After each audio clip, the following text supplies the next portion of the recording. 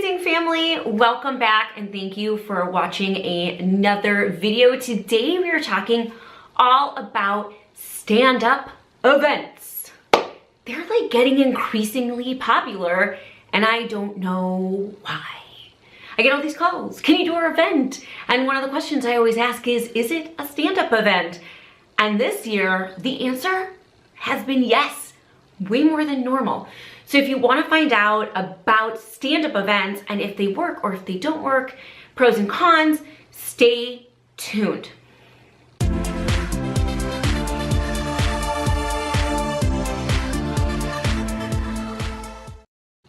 So what is a stand-up event? It sounds like stand-up comedy, but it's not. So a stand-up event is exactly what it sounds. There's no seating. It's like a cocktail party, but it's a fundraiser. And so there's a silent auction typically, maybe some shopping, food and wine stations all around the room.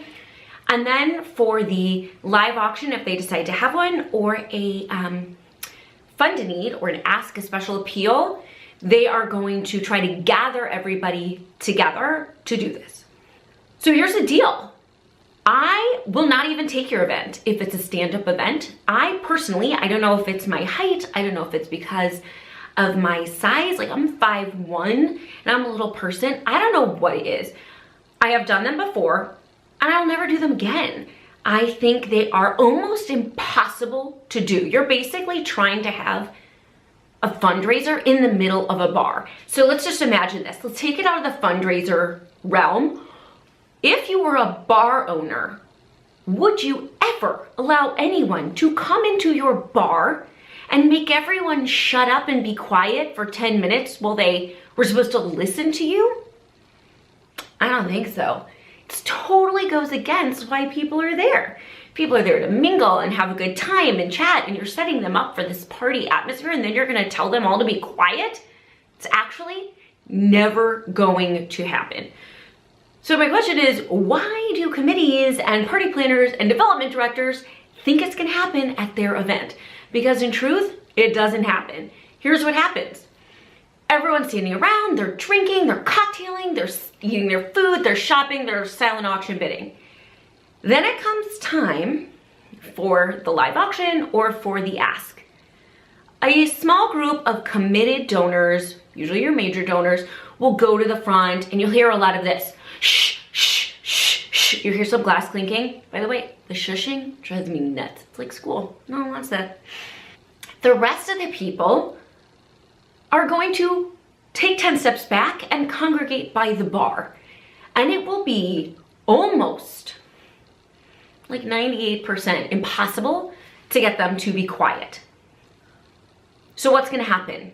During your presentation, during your live auction, during your pitch, during your appeal, you're gonna have a huge amount of people talking and it's gonna be super distracting. And guess what happens when one person starts to talk, or 10 people? Other people start thinking, oh, it must be okay to talk. And then it starts building into cacophony and you're done. You're not gonna raise a lot of money. So if you wanna throw a community builder or just have a party, by all means, please have a stand-up event. But if you want to have a fundraiser where you raise money and people connect with your mission and walk away feeling passionate about what you do, you cannot do that while they're standing up.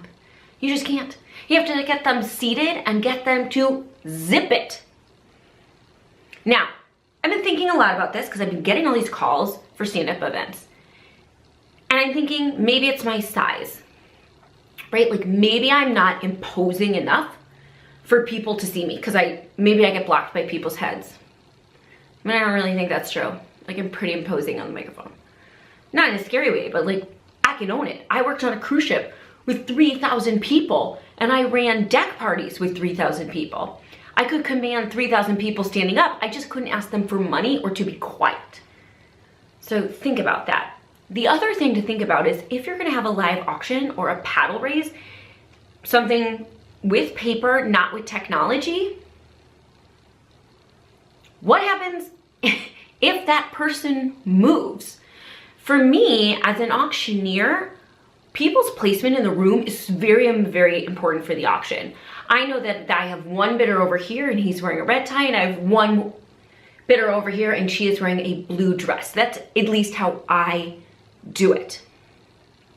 During a stand-up event, if there's a live auction, what if red tie guy gets up and walks away and now he's over here? How am I supposed to know who to go back to and look for to ask to make the next bid? I find that super frustrating and hard, and it takes more time. Same thing with the fund to need. With the fund to need, people can just like walk away. They can move. They could put their paddle up really fast and not leave it because they can't see me and I can't see them. And I'm weaving in between the crowd. It just seems to me, and I've done it twice, I've given it a shot. It just seems like a lose-lose. It's a lose on behalf of the organization who can't raise as much money, and it's a lose on behalf of the auctioneer who is gonna be fighting a talking crowd. So that is my opinion on stand-up events. If you have successfully had a stand-up event, please let me know. Leave a comment down below. I would love to hear how it worked and if it worked. The only way I can imagine it working is if you use mobile bidding. Everyone take out their phone. It's 4 minutes of giving. You're done. Everyone go back to drinking and partying. That is the only way I can imagine it working, and that is the only way I have suggested to people who have called me. Like, you should not hire me. You should use the money on a mobile bidding company so that your fundraising is done super duper fast, because you just won't get people's attention. So that's it. That's our video for today. Stand-up events. I don't know why they're so hot. Let me know. Comment down below. Don't forget to subscribe. We have new content coming to you 2, sometimes 3 times a week, depending how much editing I get done. And thank you so much for being part of our fundraising family.